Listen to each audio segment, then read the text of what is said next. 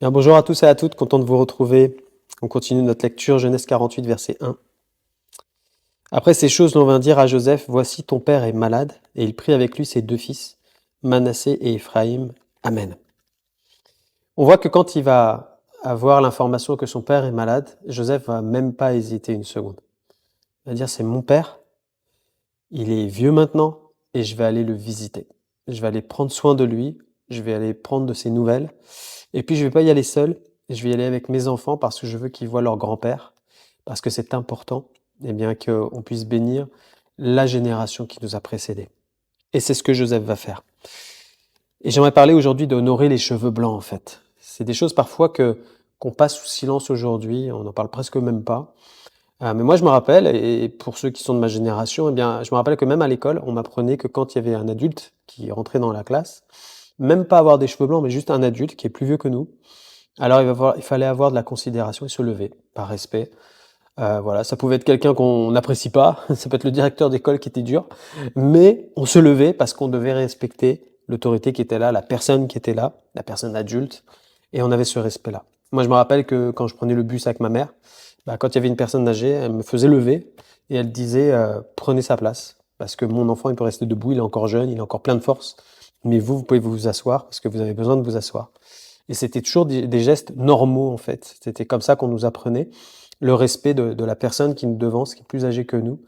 Et Dieu, eh bien, est dans le même cadre que nous, parce que la parole de Dieu nous enseigne dans ce sens-là d'honorer, eh bien, celui qui est avancé en âge, parce que c'est honorer Dieu lui-même, en fait. Lévitique 19, 32, tu te lèveras devant les cheveux blancs et tu honoreras la personne du vieillard. Tu craindras ton Dieu, je suis l'Éternel. Amen. On voit que dans les codes du Lévitique, Dieu va penser aux personnes âgées. Et aux nouvelles générations, il va leur donner cet ordre-là, tu vas te lever devant les cheveux blancs. Tu vas les respecter, tu vas les honorer, parce que ce sont des hommes et des femmes de valeur, des hommes et des femmes que j'ai aimés, que j'ai aidés, que j'ai donné eh bien, de l'expérience et qui peuvent te transmettre des choses. Tu dois les honorer, parce que si tu les honores, c'est moi que tu honores. Tu es en train d'honorer ma bonté envers eux, comme moi j'en ai pour toi.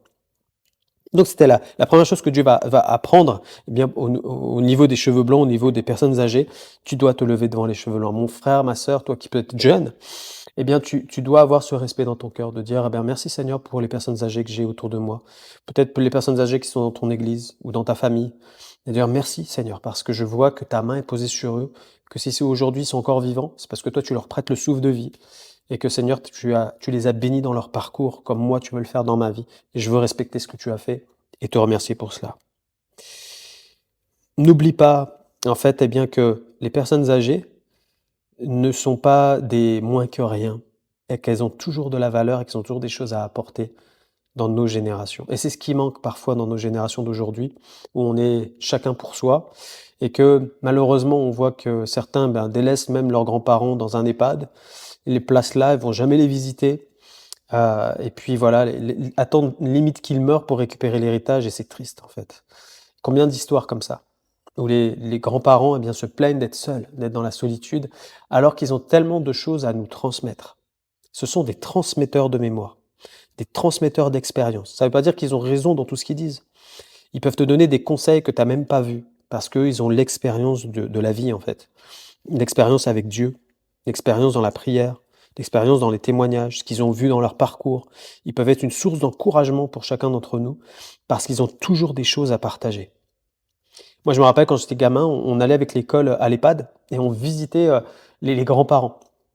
Donc les grands-pères, les grands-mères, je me rappelle, je me suis retrouvé avec un grand-père qui a fait la guerre de 39-45 et qui m'a sorti toutes ces photos. Moi, j'étais gamin, j'avais même pas une dizaine d'années. Il m'a sorti toutes ces photos de la guerre, tout ce qu'il avait vu, tout ce qu'il était. Hein. Mais moi, je l'ai écouté patiemment. Et j'avais du respect parce que je voyais c'était un homme eh bien, qui avait vécu, qui avait souffert, mais un homme qui était toujours là et qui me donnait plein de conseils, qui était content de me voir et qui voulait me donner plein de trucs en une heure, il voulait me transmettre plein de trucs. On voyait qu'il parlait pas beaucoup en fait aux gens et que j'étais le moyen en fait. Mais moi j'ai apprécié et j'apprécie encore aujourd'hui d'écouter eh bien ceux qui me devancent en âge parce que c'est une source. Et ça c'est important. Deutéronome 32 verset 7, rappelle à ton souvenir les anciens jours, passe en revue les années, génération par génération. Interroge ton père et il te l'apprendra, tes vieillards, et ils te le diront. Amen. On voit que Dieu nous donne cette direction aussi, de dire, eh bien, honore-les, mais interroge-les. Est-ce que tu prends le temps dans ta famille d'appeler tes grands-parents? Merci au Seigneur s'ils sont encore vivants, que tu puisses prendre le temps de téléphoner et de dire, voilà, comment tu vas? Et j'aimerais que tu me parles un peu, voilà, de tes expériences avec Dieu. Et tu vas voir comment, eh bien, tu seras étonné comment Dieu va utiliser leur bouche pour te fortifier. Je me rappelle quand j'ai débuté le ministère, je m'occupais d'une annexe où il y avait principalement, à 90%, c'était que des troisième âges. Et j'ai commencé à faire des visites. Et quand j'ai commencé à visiter eh bien, les personnes âgées, il y avait des couples âgés, etc. Moi-même, à cette époque-là, j'allais pas bien du tout. Et j'étais en dépression, en fait. Eux ne le savaient pas, mais moi, j'étais en dépression, j'allais pas bien. Et puis, j'appréhendais mes visites. Et j'y suis allé parce que je voulais aimer ces frères et sœurs. Et Dieu a dirigé nos discussions. Et à chaque fois que je suis arrivé, sans même leur parler de mon état, il me disait, ah, tu sais, jeune serviteur, moi, j'ai fait 7 ans de dépression, mais Dieu m'a délivré. J'ai fait 14 ans de dépression, Dieu m'a délivré. Et à chaque fois, j'entendais, j'ai fait de la dépression, et Dieu m'a délivré. Et dans chaque maison, c'était bizarre, dans chaque maison, j'entendais la même chose. Dieu m'a délivré, Dieu m'a délivré. Dieu m'a délivré aussi. Merci Seigneur. Et ça a été une source d'encouragement à ce moment-là. Ils le savent pas, hein, mais ça a été vraiment une source d'encouragement. Tout ça pour te dire, prends le temps de discuter avec les personnes âgées. Et puis interroge-les comme dit les Écritures. Tu vas voir comment Dieu va leur ouvrir la bouche et le Saint-Esprit va les utiliser pour faire ressortir dans la mémoire quelque chose qui va te parler à toi et qui va t'amener plus loin avec Dieu et tu les béniras dans ton cœur. Prie pour eux. Prie pour les cheveux blancs dans ta maison ou dans l'église. Que Dieu les bénisse. On a malheureusement un exemple dans les Écritures d'un jeune roi qui n'a même pas écouté le conseil des vieillards et il s'est planté. 1 Roi 12, verset 8. Roboam laissa le conseil que lui donnaient les vieillards et il consulta les jeunes gens qui avaient grandi avec lui et qui l'entouraient. Le problème de ça, c'est que à ce moment-là, ce roi avait un choix à faire. Soit être doux ou soit être dur avec le peuple d'Israël.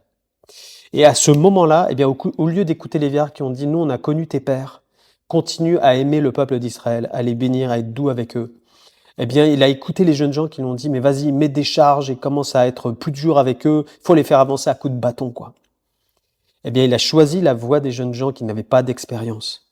Eh bien, cette expérience a tellement fait défaut que le pays s'est divisé. C'est là qu'il y a eu ce schisme en Israël et que le pays s'est divisé, quoi.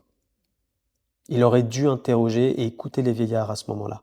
Ça ne veut pas dire qu'un vieillard a toujours raison, mais je crois qu'il est bon d'écouter et puis d'avoir du discernement, de dire Seigneur, le conseil qu'il me donne, est-ce qu'il vient de toi ou pas? Mais en tous les cas, Dieu peut utiliser la bouche du vieillard avec son expérience pour te parler aujourd'hui. Alors que tu sois attentif et respectueux de ce qu'il peut te transmettre.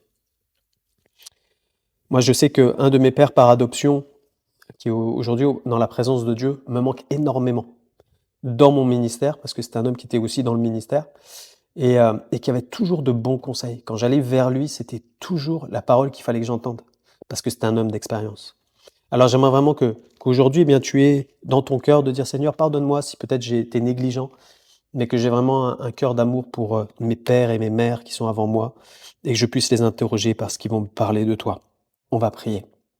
Seigneur, merci pour ta parole. Merci Seigneur mon Dieu pour nos frères, nos sœurs qui ont eu un long parcours avec toi et qui sont toujours à nos côtés. Et nous les bénissons en ton nom. Je prie Père pour tous ceux qui sont âgés. Seigneur mon Dieu, merci de les fortifier, de les renouveler. Merci pour la source qu'ils sont. Je te prie Père pour que toute la solitude qu'ils peuvent avoir, Seigneur mon Dieu, eh bien, ils ne la vivent pas, mais qu'ils soient comblés, entourés par des frères, des sœurs, des enfants, des petits-enfants. Donne-nous de prendre soin d'eux, Seigneur. Merci, Seigneur mon Dieu, pour eux. Merci pour l'œuvre que tu fais dans leur vie. Donne-nous, Seigneur mon Dieu, d'être à l'écoute de leur expérience et de les aimer. Merci, Seigneur, pour la famille que nous formons. Gloire à toi, Jésus. Amen. Que Dieu vous bénisse. On se retrouve demain.